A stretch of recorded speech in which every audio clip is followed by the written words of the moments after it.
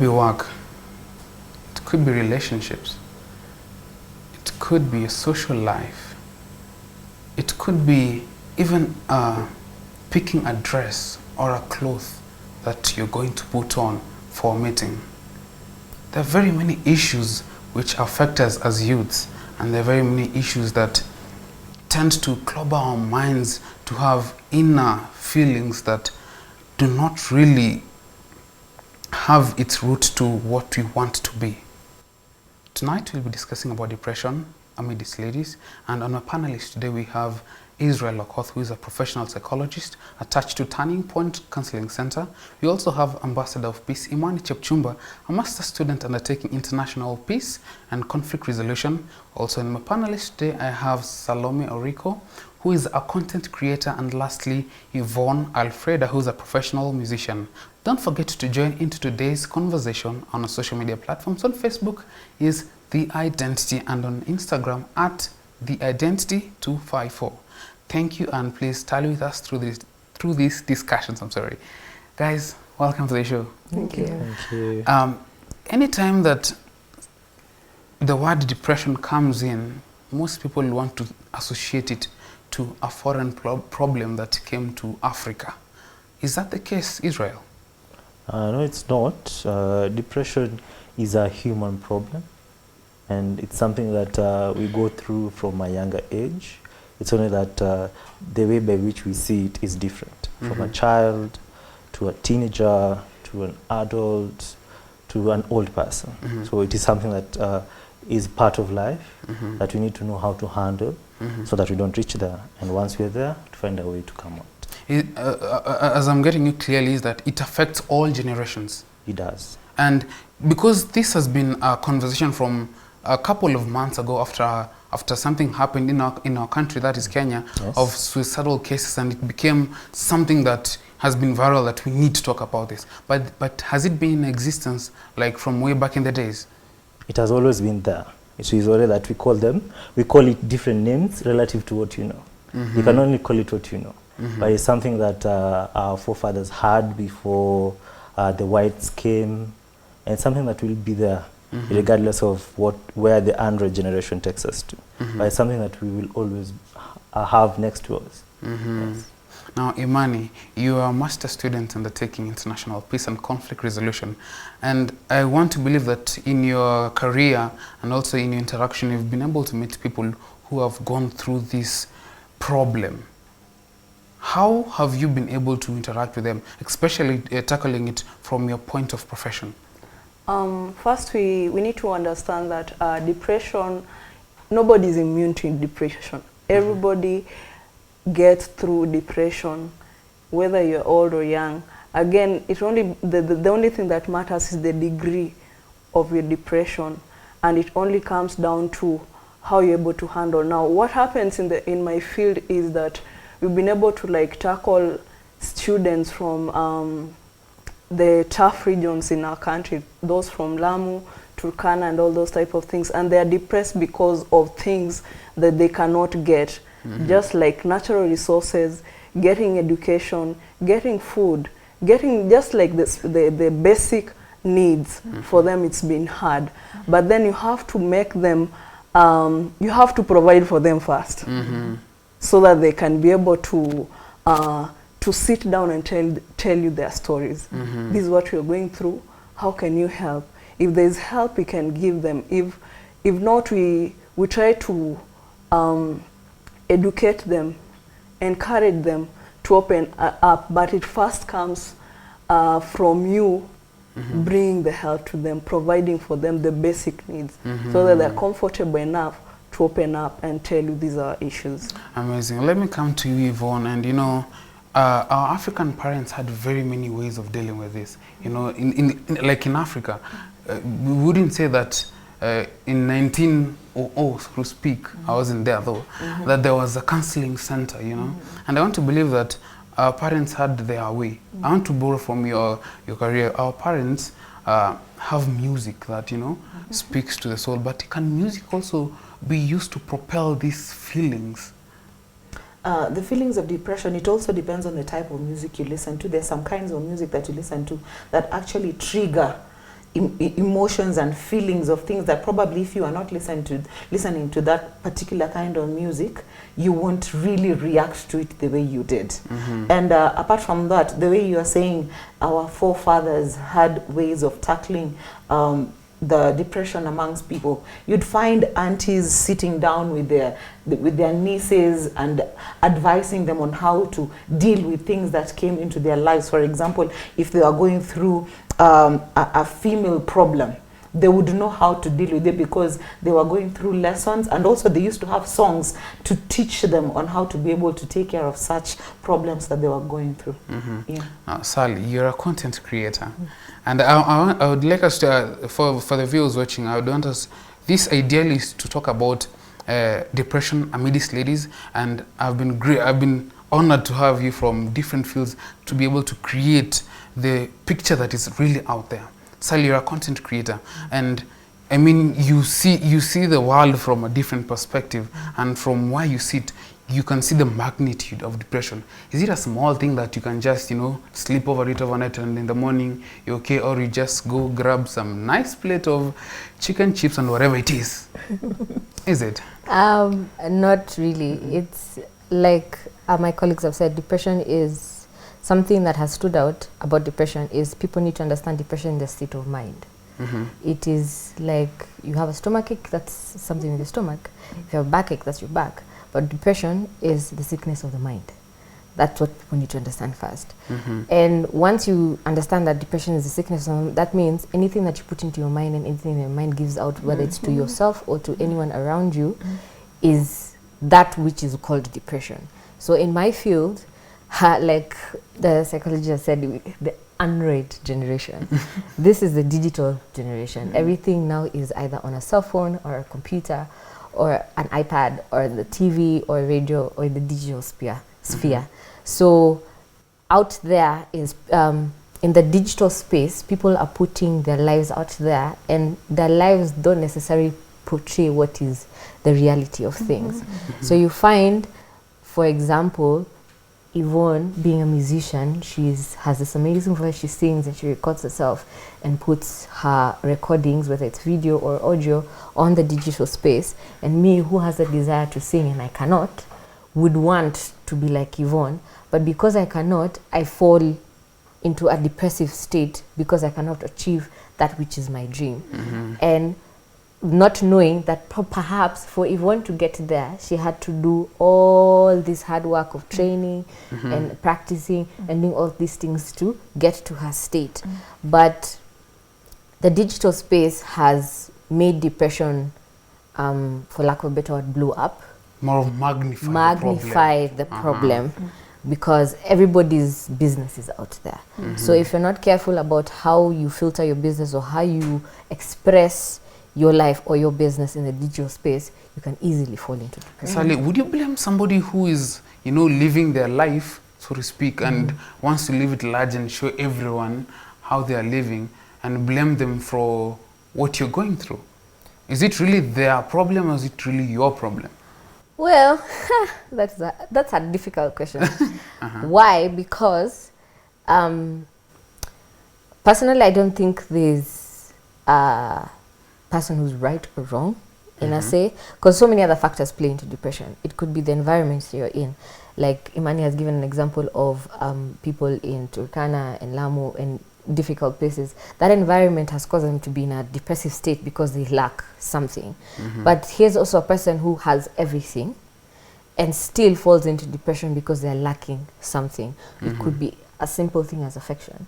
It could be a simple thing as affirmation or something. It's a lack of something. So if there's a person who in their real life they're expressing how happy they are, or they've got all things covered and everything is just good in their life, everything looks perfect, it's not really their fault for expressing that thing. That's perhaps the state of things in their life. But the person watching that person expressing their self, they need to see and check inside themselves. Does it make me more happy to have things or people, or am I content in the state that I am in? Wow, amazing. Now, Israel, somebody would go and say that calling this feeling depression is just somebody who wants attention. Is it so? It is definitely not so. Because by the time that you are in depression, even that attention doesn't even serve the purpose that you may think the person needs. Because by that time you're in a state of confusion. You're not sure of what you want or what you don't want. Because you see, for example, the question you asked, this person who sees someone else and then desires that. The problem is not the person who has shared the joy of their life. The problem is how you interpreted it. And then the extra mile of wanting that you don't have. So at the end of the day, it is just a perspective problem. And then the problem magnifies slowly from stress to greater stress, and then you are in depression. So once you're in a state of depression, it's not even you can't even say there is a person who desires attention. There is someone who desires help. There is someone who needs affection. There is someone who needs to be taken step by step so that he can overcome that which caused the depression. I'm happy about what Imani had said, that nobody is immune to depression. But then I would also fall back and ask that is, you know, the number of deaths that have been attached to depression are suicidal. Nobody can qualify that I have died of depression. But then there has to be something that depression leads to, you know. So should we have all our hazard zone in regarding to depression because it has not killed anyone? Or should we just be okay, because it's a problem, just get some over-the-counter drugs and that's it? The problem is that it depends with how you look at it. Has not killed anyone, because depression has killed so many people. Because you reach a point where dying is easier than living. Yeah. So you do not need someone to die, because people do die. And at the end of the day, it is always the simplest solution for that person. Because when someone is depressed, they're in a magnitude of people and they feel alone. They feel alone, and they feel like they need so much. So you don't need to wait for someone to reach that point for them to get help.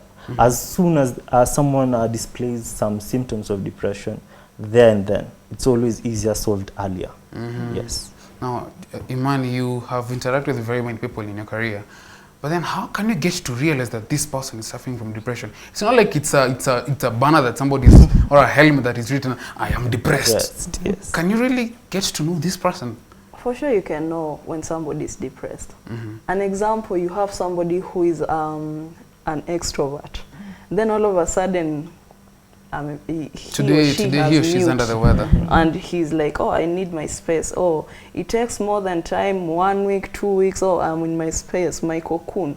You have to realize much enough that this person is depressed. Now, the problem with depression is that it mutes somebody. And it's only about the social support system that person has. If I have friends, they'll know, hey, Chums is going down the road. So they have to come on board and like, hey, Chumba, what's up? That is the responsibility of the support, social support system. Either family, friends, colleagues, church.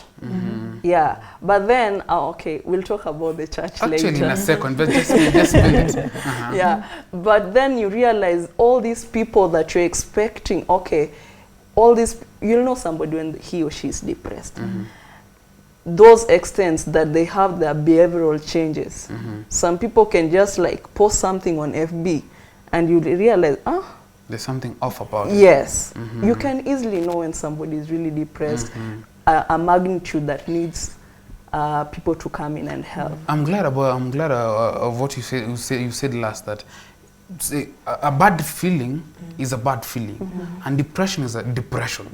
The magnitude is the difference. So it's about us to realize that, hey, by the way, you know, today I can be feeling low. It's normal. But then when it has progressed, and then I start portraying some characters which are not really who I am, then that is I can say an alarming or a hazard or a signboard to say, oh, I'm going through something, I need attention. And I noted something about the church I want to bring you. musical minister, so to speak. Coming soon. Coming soon. So she said something about the church, and I'm looking at it in this way. I mean, the church is a place where people should go and, you know, have the solutions to their troubles. I am depressed. I need Jesus. I need people. I need my friends to pray for me. Is the church offering that, or it's not? Truth, not. And in this case, you're not talking about Christ. You're talking about the congregants. Yeah. Okay. You're not talking about Christ. You're talking about the congregants. You go and try air out your problem. It becomes the topic. You find a cocoon of people seated somewhere when you pass by, and they say, ha, there she goes.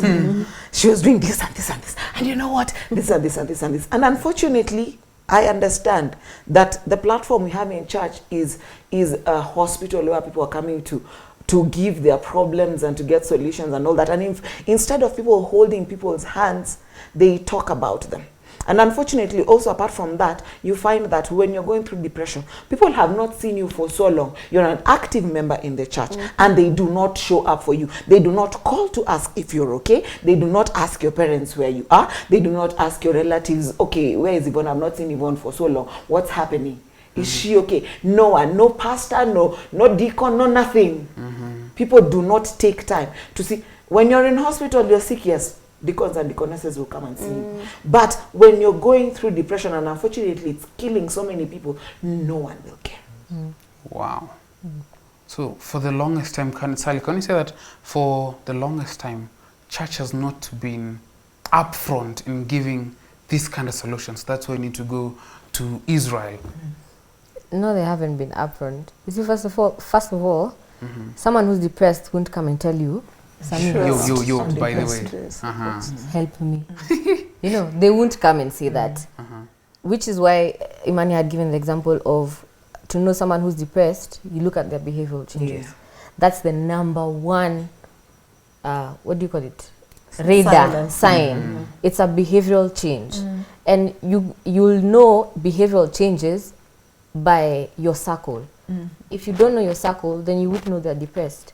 If you're not friends, if you're not social, if you're not interactive, if you don't find out people's, not necessarily people's lifestyle, but just well-being of people, you will never know if they have a behavioral change. You will never see it coming, and the next thing you'll know, the person probably died. And then you end up asking yourself, but she's always happy, she's always smiling, she's always doing things. There's so many variations. I think Israel will talk more about there's so many variations to depression. It can be mild to totally deep strong depression, to the sense that someone would think death is the easiest option. So the church, I don't know if it's because we're just busy or I don't know what it is, to be honest. I really don't know, because sometimes we are so focused on this walk to heaven. We must go to heaven, all of us. By fire, by force. By force. Christians don't get depressed. We have Jesus. Hallelujah. But we are so rooted in the word. We are so focused on, no, we need to get this word in our heart so we can go to heaven. We need to get all the 28 fundamental beliefs memorized so that we can be baptized, so that we can work in church, so that all these other things happen, so all of us can go to heaven. So this whole depression thing, you're just sad. Get over it. It's okay. You're just stressed. You'll get over it. Just be happy. You know, those are the comments that come from someone who, if you do happen to realize, okay, this person has a behavioral change that I've noticed. And you know, so I don't know if it's because we're too busy focusing on people going to heaven that we don't really notice our social or our social problem. This is what I call a social problem. Because there's no way I can come to church and say, Yvonne, I'm depressed. And then Yvonne opens SOP. The Bible says, Ellen G. White and all that. You see, you're depressed because you're not eating, right? You don't drink enough water. I want to reject, and bring you Israel. Do we have people who have such minds, just to borrow from it, so that as you continue? Do you have people who have this idea that depression comes in a particular, which is not? Yes. There's a way that you expect depression to look like. Because most people who are depressed actually do not attach the title, I am depressed. Yeah. That is the one thing they don't. Because they deny and they're struggling with this and they're always looking for help. So there's a way that we think depression will look like. There's a way that we think there are people who are supposed to be depressed. But the fact of the matter is, as long as you're human and your body uses blood, you are susceptible to stress relative to your environment. So all these things, as long as you're human, you can be even the GC president in the church, and he, because he's human, is susceptible to stress, I mean to depression. You know, I know of a couple of instances of people who have had, especially in the church, high-ranking people who have dropped dead because of associated stress, you know. And that in itself hit me that, oh, by the way, you know, just because you're a pastor, just because you're the CEO, just because people deem or look at you differently, does not qualify that you are immune to depression. You know, as we go to the break, one thing that, as they have said, and I want to believe Emmanuel will be coming through after the break, is that this is not a hearsay story. It's a personal experience. They have gone through depression. I have gone through depression. It's not about I am superior. I am there. After the break, we'll be getting to hear some of these stories and get to relate to them and see how we can be able to conquer this vice, depression. Be blessed.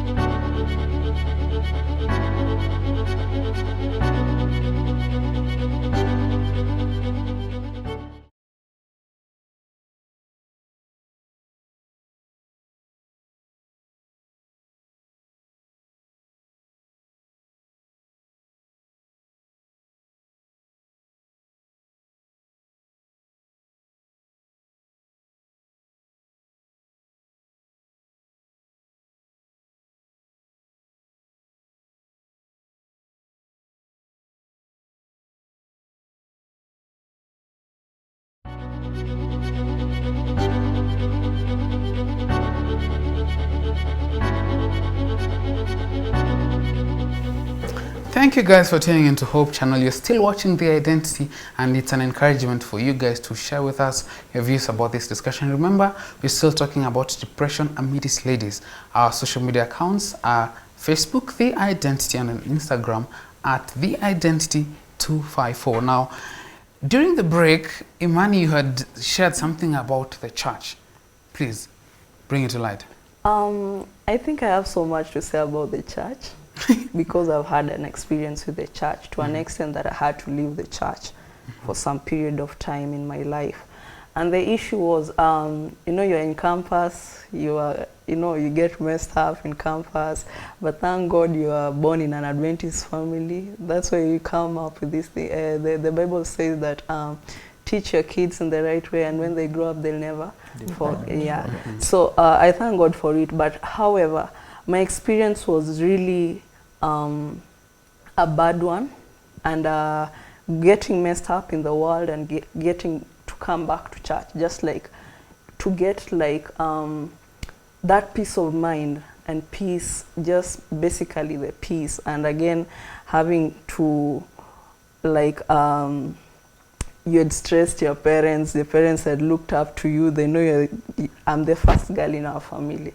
So I got back to church, and the first thing that really hurt me, big deal, was the women talking, whatever, the Dorcas women who are supposed to be holding the girls together in church. Whether I come dressing in whatever I'm dressing, thank God I'm coming to church.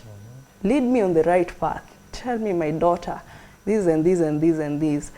Not attacking me or throwing words or making me look like some Jezebel, or making just me look like a bad person.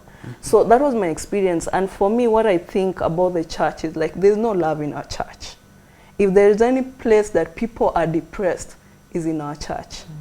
Number one, in our church, you cannot talk about you're depressed. How? You'll be given theological solutions. Read this verse, worry less. You know, But this is reality. These are things you're going through. How do you come to a point that you're able to like open up?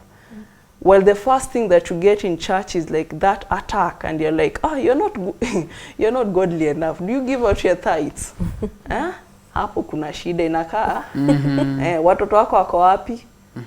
Shida iko. So you find there are many excuses given unto us about depression, that we cannot talk about depression in church completely. And it's just really sad. But what I pray and hope is like the love that we preach. When you're talking about, we focus so much on, I don't know, this journey to, I don't think there's any focus. Because from the onset of what the Bible brings is number one, love. If it was anything you could preach about, the most powerful preacher, sermon, it's about love. And love comes with everything. Gentleness, caring, you know, humility and all those type of things. Amazing. So we need to go back and see where we went wrong as a church. And now look at love. Secondly, give opportunities to people who are depressed. Most of the time you're given opportunities, wanajua yanakuanga short wire. Apeo hiyo kazi ya kufagia kanisani. I mean, why? That is already like dehumanizing somebody who is already depressed. Yeah? Was this something that was personal to you that... Yeah, it is. It is something really, because now you're out of the world now, you're coming back to church, but you can't be given a position because of what? People deem you as an outcast, a yes, misfit. Yes. And it's really sad state of affairs. That's why the youths are running out of church to go to the world, because that's where they're accepted. I think we're not accepted in church. With all our baggage, with all our challenges, with all and everything that we go through. And we are going through a lot of things, a lot in this generation, and the technology and where the world is leading us to. We are struggling much more than our parents. Yeah, I think that's a call to, you know, the church administration. You know, it's not like you have not tried. We would not like to depict, to rather present you in a sense that you have not tried, but then we can do better. We can do better, and not just the church administration. Let us not look at it as a church administration. Let us look at it as the person who sits next to you in the church. Sally, you said this is personal to you. What is that one experience that drew you down, that drove you down the depression lane? Where to start? In the like I said before, depression varies in different forms. Mine was triggered out of emotional abuse. Was this from parents or a relationship? From my relationship. My folks are like the coolest people I know. Hi, Mom. My folks are the coolest people I know, and they gave me pretty much everything they could. And I didn't lack anything, and I'm grateful for that. But my 16-year-old mind was like, my parents, they're not giving me freedom. I need to do this and this and this. My parents are old school. It's those ones of fear God, then your mother. Because if I did anything wrong, I would get a whooping and I would be put on the straight line. But I thank my parents for that. So once I got into campus gives you this freedom. This freedom that you've never seen in your, you know, your being. So with that freedom, you are trusted with the responsibility of taking care of yourself, because your parents are not there to pick you up when you go wrong, to fix things. So that was the very first time that I was by myself in terms of being responsible and taking care of myself and being responsible and knowing, okay, I'm supposed to do this at this time, at this way, and in this light. Yes, until I met him. And then he lied to me. But I fell into the illusion of what a relationship is, because in my young mind, I thought a relationship meant he was supposed to sweep you off your feet and you were running to the sunset. I know. And people are watching you. And that was my illusion of what a relationship was. So when this guy is not doing what was in my head, is. you know, at first I thought, oh, okay, maybe it's my naive self is, I don't know this is how it's supposed to be, you know, because he portrayed he was experienced. And Sally, just to tell you, so in your 16, so to speak, 16. In your sweet 16, when did you realize that things are going down? When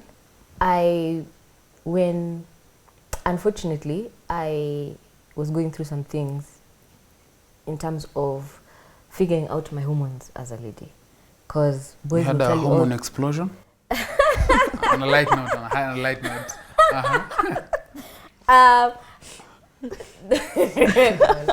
in terms of you're growing up. So when a boy tells you they like you, a simple thing like, I like you, you look beautiful, those are affirmations that were a bit foreign in my household.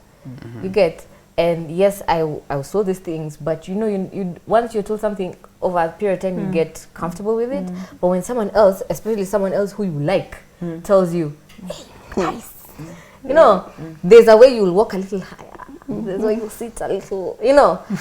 And for the beginning of the relationship, he was doing all these things until I gave into his sexual advances.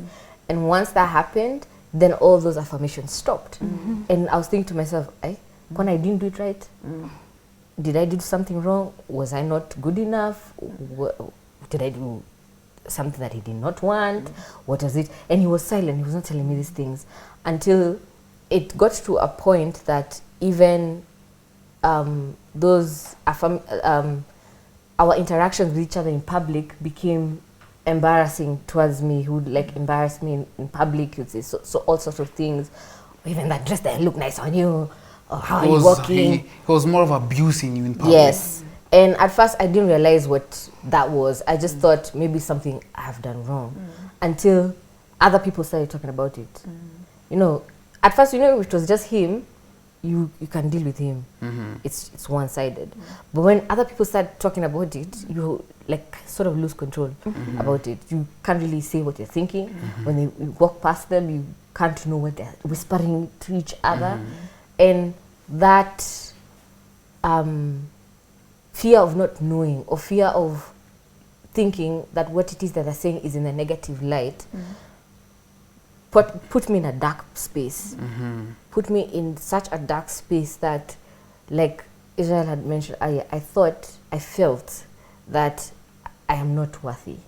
I am not this being that is supposed to exist within people, that death even looked so pleasing, so amusing to me at that time, that was the simplest and most easy solution that I could ever decide on going. Okay, so to you, that affirmation that came with relationship was the pill, and once it was taken off, that was the beginning of your downfall. And I think that also echoes to sometimes what women go through in relationships, that affirmation, and when things go south, or probably physical abuse, you know, that also brings in the whole feeling. Yvonne? I relate a lot to what she's saying. I was brought up in a family. I love my parents.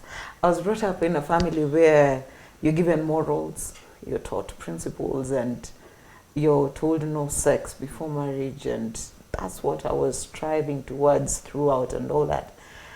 Until as a musician, you want to go to the studio, you want to be produced, you want to be famous and all that. And when the producer gives you advances and you refuse, and he ends up raping you, and you get all messed up and you don't know where to start.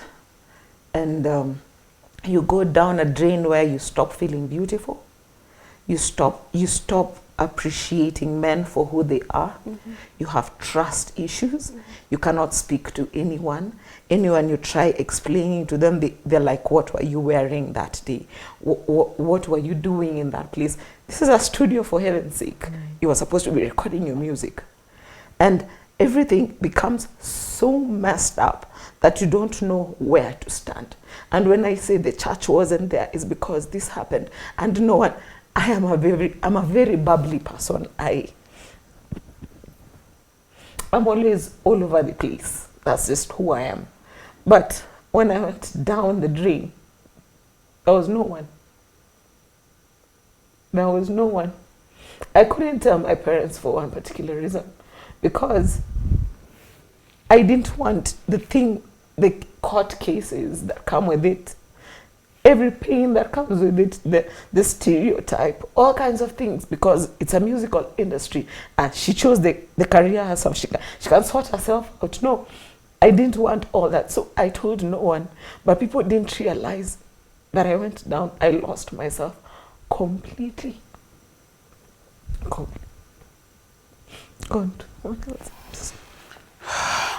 Israel, the many experiences that women go through that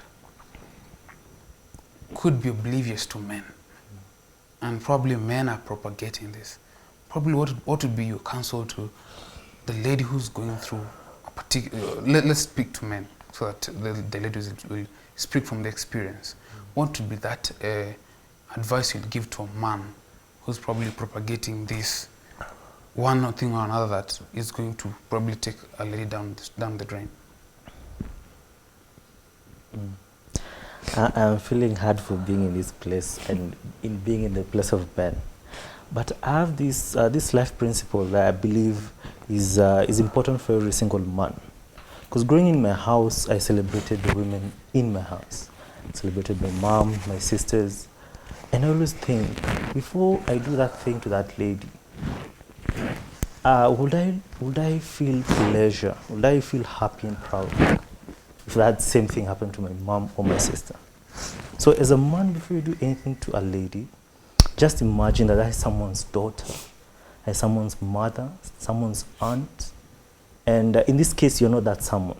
But at least care for that person. Care for that person.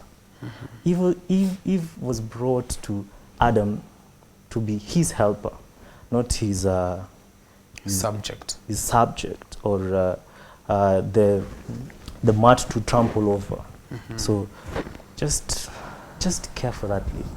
That's from one's perspective, that it's up to us to be the strength, not a point of not to be looked at. You are the reason why I have been like this. We're supposed to be a blessing.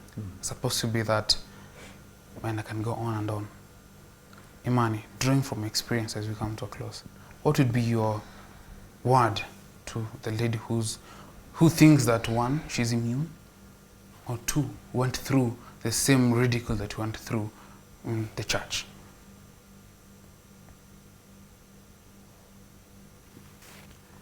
Sally, what would be experience? I think communication is key. Communication is in the sense we are all broken in one aspect or another, male and female. We are all broken. Our environments broke us, our experiences broke us, our upbringing broke us. We are probably suffering from the sins of our fathers. Communication is key in the sense that if you find yourself or someone or you are the dominant person in that particular situation, like Israel has said, if you're the man in a relationship and you need to think to yourself, am I going to treat this lady the same way I treat my mother, the same way I treat my sister, the same way I treat my daughter? It's difficult for a man to do that because perhaps he's never had that woman figure in his life to treat with respect. Or probably a father to guide on how how to treat this woman with respect. So it's not all entirely the man's fault in that particular scenario. But then again, if men are struggling with something, they need to look up to their fellow men and say, hey, bruh, I'm struggling, help me. I am going through this thing, help me. Women need to build each other up in the sense, Imani can't come to church because she's been out in the world doing all sorts of things, but she's back and she's seeking help.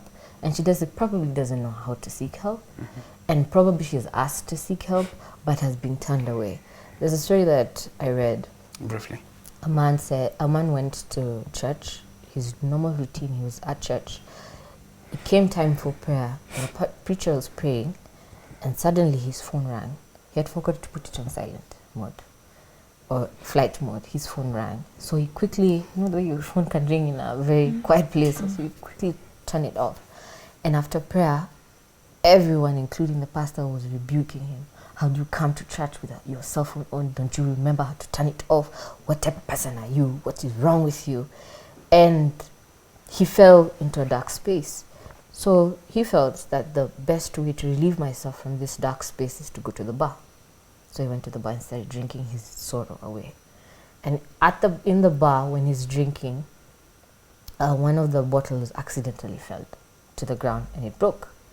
So that experience triggered the experience in the church where the cell phone rang and he was trying to switch it off. But here the bottle broke and he was now a bit freaked out. What do I need to do? But the waitress came and said, no, it's okay. Don't worry, I'll get you another bottle.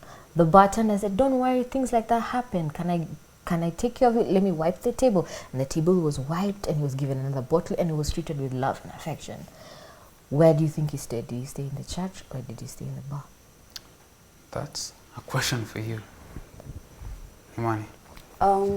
Nice statement. Sorry. It's okay. Depression is not a failure. It's not. It's okay to be unstable. It's okay to feel like you want help. It's okay to have that time of yours as long as it doesn't go overboard. But then the biggest responsibility is people you are around. That every one of us has to have that love. Love for each other. Love makes you want to know if that person went to bed hungry. Did she go did she have transport to get out of work to go home? Or those are just like small things that you can always do. It's about time that every one of us took up the responsibility and love one another. Because that's the only way we are going to make somebody comfortable enough to come out and talk. Wow. Because it's not easy to talk. You cannot just like she was saying, you cannot come. I cannot come and tell her, hey, I'm depressed. It's not. You can't. But from you looking at the behavior of your friend, of your family member, or your colleague, or your church member, you may be able to realize, oh, there's a problem. I need to get closer. Just like say hi. Just like smile. When you go to church, you're saying happy Sabbath. Somebody just say happy Sabbath. But in reality, they're broken people. The question would be, how happy is the Sabbath? Yeah. Let us be human. Yes. Let us reach, just like Christ, just like God got to us in our points of need. Let's do the same. Let us not sit in that high seat of, hey, you need to come up. Let's get down from that seat. I think one thing to add on is like, let's not like stamp or just hide this thing called depression. It's taking away a lot of lives, even in church. It's so sad to hear somebody has committed suicide and is a church member. And it has happened a lot of times. Even when this person has been brought up in the book and knowing that committing suicide may render you so let's talk about it. I thank God first because it's a conversation we are having, and it should be on and on, encouraged so that people can come out and talk about these things. Sorry. In a statement, to add, there's something she said. Approach people and find out how they're doing. But as you approach people, also you need to somehow give that person that you're approaching the trust that whatever it is that they confide in you about, they can trust you enough to open up. Because you'll find that there's the Bible calls them a brood of vipers. What are they called? Those Pharisees. you'll find there's someone who actually is approaching you, perhaps not to help you, perhaps Somebody has a to hidden agenda. because they find gratification from your downfall. So if the person who, okay, it's very difficult to find these people because they are wolves in sheep's clothing. They look very nice on the outside. So my take is just, if you find someone or if you see someone who may be going through a depressive state and you don't know what that depressive state is, approach with caution, in the sense that when you do approach them, assure that person that whatever it is you say, it's in confidence, and I'm actually here to help and not to bring you down. Thank you. Everyone in a statement. Everyone and anyone can get out of depression. Suicide is not a Solution. is not the solution. It's not the option. And seek help. And apart from that, as Christians now, we're talking about Christians as well. Be a friendly person. What happened to me was someone was friendly enough to find out who I am, because I was in a strange place, in a different place, and this person taught me how to smell roses, rather than, because depression is basically concentrating on the thorns rather than the roses. So someone taught me how to smell the roses again, and I was able to get out of it. But it is not everyone who can get that. So even as we are seated here, get time. Talk to someone, figure out, just learn someone new, meet people, talk to them, figure out. That's how we can be able to help others in the society and the environment that we are in, and also in the church, because also the church people are suffering. Yeah, and also seek help from the professionals. We have the professionals as well. Yeah.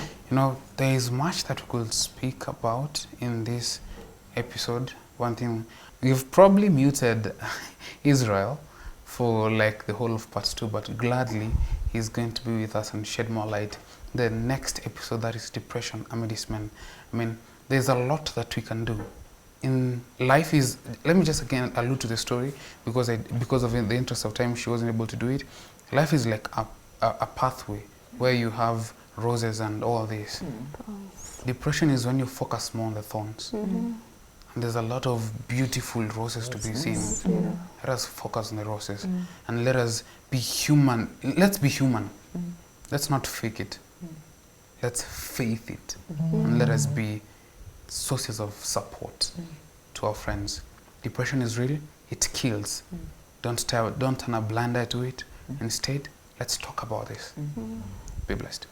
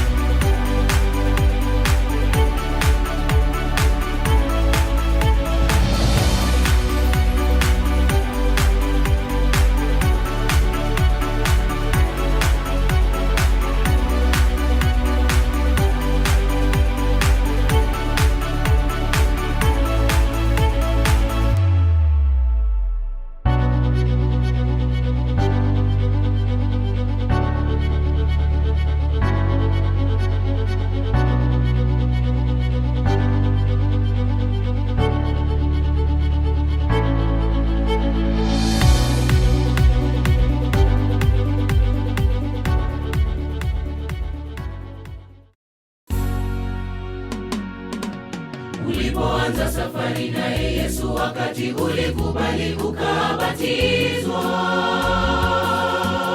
uliacha ya dunia nawe ukashikilia wokovu.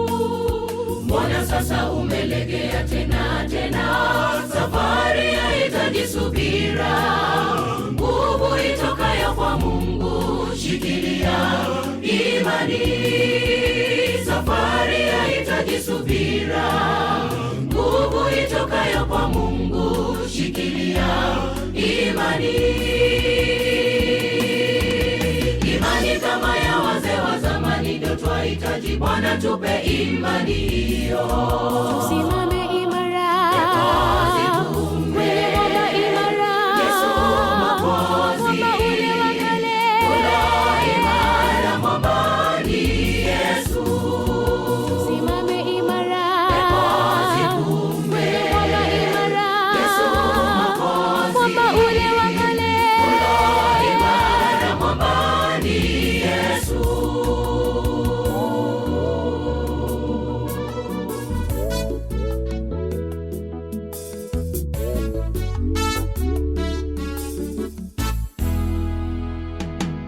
Waliojenga kwenye mchanga walianguka, waliojenga kwenye mwamba walisimama. Pepo zivume bali walibaki wamesimama. Yesu mwenyewe ndiye tegemeo la maisha. Imani kama ya wazee wa zamani ndio twahitaji. Bwana tupe imani hiyo, tusimame imara zivume mwamba imara. Yesu Mwokozi, mwamba ule wa kale, imara mwamba ni Yesu. tusimame imara Zivume mwamba imara. Yesu Mwokozi, mwamba ule wa kale, imara mwamba ni Yesu. tusimame imara Zivume imara. Yesu Mwokozi, mwamba ule wa kale, imara mwamba ni Yesu. tusimame imara Zivume mwamba imara. Yesu Mwokozi, mwamba ule wa kale, imara mwamba ni Yesu.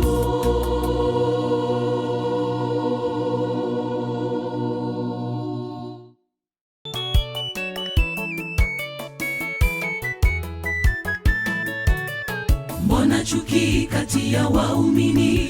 Wapi upendo, upendo ule wa kwanza? Kwa nini sasa tuwe na utengano ikiwa tumeokolewa kwa neema? Tutaketije pamoja na Mungu aliyemtoa mwana wake wa pekee? Wapenzi, ninawasihi tupendane ikiwa tu watoto wa Mungu. Mbona chuki kati ya waumini? Wapi upendo, upendo ule wa kwanza? Kwa nini sasa tuwe na utengano ikiwa tumeokolewa kwa neema? Tutaketije pamoja na Mungu aliyemtoa mwana wake wa pekee? Wapenzi, ninawasihi tupendane ikiwa tu watoto wa Mungu. Upendo huvumilia, haujivuni, haukosi kuwa na adabu, hautafuti mambo yake kamwe, tena hafurahi udhalimu. Ikiwa tuna upendo tu wake Mungu, wapenzi, tutafute upendo. Upendo huvumilia, haujivuni, haukosi kuwa na adabu, hautafuti mambo yake kamwe, tena hafurahi udhalimu. Ikiwa tuna upendo tu wake Mungu, wapenzi, tutafute upendo.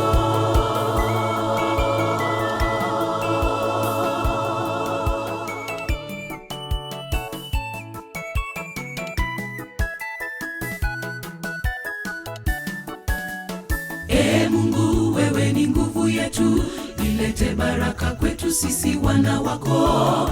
Haki yako iwe ni nguvu yetu, uwe faraja yetu hata kwa machungu.